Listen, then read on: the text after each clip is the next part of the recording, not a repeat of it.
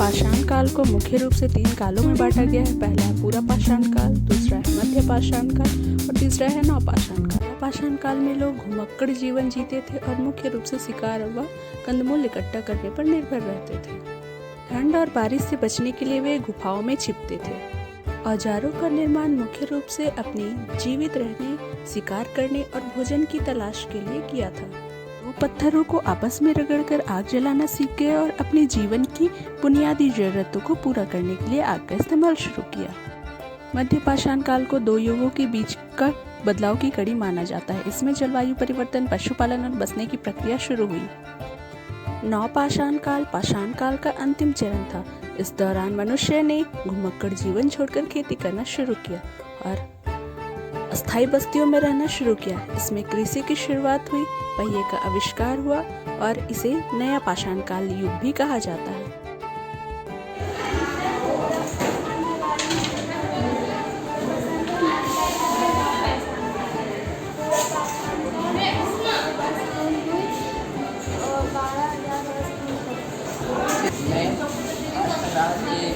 बारे में बताइए जाए।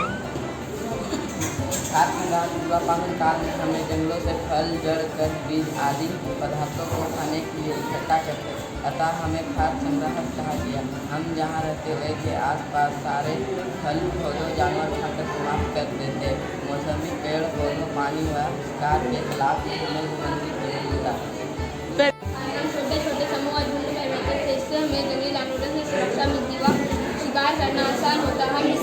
हम धूप, वर्षा, ठंड व जंगली जानवरों से बचने के लिए गुफाओं और घराओं में रहते, जो अधिकतर नदियों व झीलों के किनारे रहते। वह स्थान जहाँ से हमारे बर्तन, औजार जैसी वस्तुओं के अवशेष मिले पूरे स्थल कहलाते हैं। जिन स्थानों पर मानव रहते थे उसे आवासीय स्थल और जहाँ औजारों का निर्माण होता है उसे उद्योग स्थल कहते थे। Very good. अब है औजार का निर्माण। पूरा पाषाण काल में हमने औजार निर्माण की शुरुआत की। इन औजारों को हम जड़ें खोदने इत्यादि कार्यों में उपयोग करते थे। औजार निर्माण की 2 पद्धतियाँ थी। पहला पत्थरों से पत्थरों को टकराकर, दूसरा दबाव की पद्धति। Very good. फिर है आखेटक। इसमें आदि मानव भोजन की तलाश में एक स्थान से दूसरे स्थान पर घूमते रहते थे। वे जंगली जानवरों का शिकार करते थे और कंदमूल, फल व पत्ते इकट्ठा करते थे। इसके बाद है आग का आविष्कार। आदि मानव ने 2 पत्थरों को आपस में रगड़कर या बिजली गिरने से लगी जंगल की आग से आग का उपयोग करना सीखा। आग से कच्चा मांस पकाना सीखा और गुफा को गर्म रखा और रात के समय खतरनाक जंगली जानवरों को दूर भगाने में मदद की। दूसरा है मध्य पाषाण काल। तो मध्य पाषाण काल में क्या हुआ था, चलिए इसके बारे में विस्तार से जानते हैं। जलवायु परिवर्तन मध्य पाषाण काल में पृथ्वी के तापमान बढ़े, जिसके कारण पेड़ पौधे घास बढ़े, शाकाहारी जानवरों की जनसंख्या बढ़ी और हम सब प्राकृतिक आराजों का चक्कर इकट्ठा करने लगे। Very good. मैं मध्य पाषाण काल में पशुपालन के बारे में कुछ बताना चाहता हूँ। मध्य पाषाण काल में हमने शाकाहारी जानवरों के पशुपालन की शुरुआत की, अतः हम पशुपालक कहला गए। पहले जानवर हमसे डरा करते थे, वह झुंड में रहते थे। धीरे धीरे जानवरों के खाने पीने रहने के तरीके से परिचित हुए, फिर जानवरों को चारा आकर्षित करें।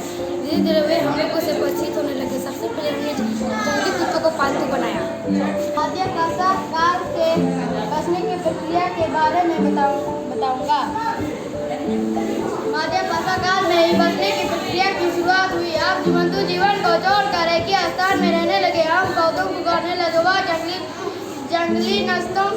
जंगली पौधों से अलग होते थे। इनके दांत, जबड़े, सींग जंगली नस्लों से छोटे छोटे होते। तीसरा है नवपाषाण काल। नवपाषाण काल मानव इतिहास की सबसे बड़ी क्रांति या कृषि क्रांति कहा जाता है, क्योंकि इसी दौर में मनुष्य खाना बदोश जीवन छोड़कर एक जगह टिककर रहने लगा और कृषि की शुरुआत हुई। कृषि की शुरुआत से मनुष्य भोजन संग्राहक से भोजन उत्पादक बन गया। सबसे पहले गेहूं और जौ की खेती की शुरुआत हुई। नवपाषाण काल में हमने पेड़ के अनेकों ढलान दूरी पर उतरते देखा, अतः हमने जंगल को छोड़कर को आधुनिक के निर्माण के बाद इसमें एक स्मारक वेरी गुड। अब है प्रारंभिक गांव की स्थापना। नवपाषाण काल में कृषि की शुरुआत के साथ ही मानव ने घुमक्कड़ जीवन छोड़कर अस्थायी बस्तियों और प्रारंभिक गांवों की स्थापना की। इसमें घास फूस के अलावा मिट्टी, कच्ची ईंटों और पत्थरों के चौकोर या गोल घर बनाए जाने लगे।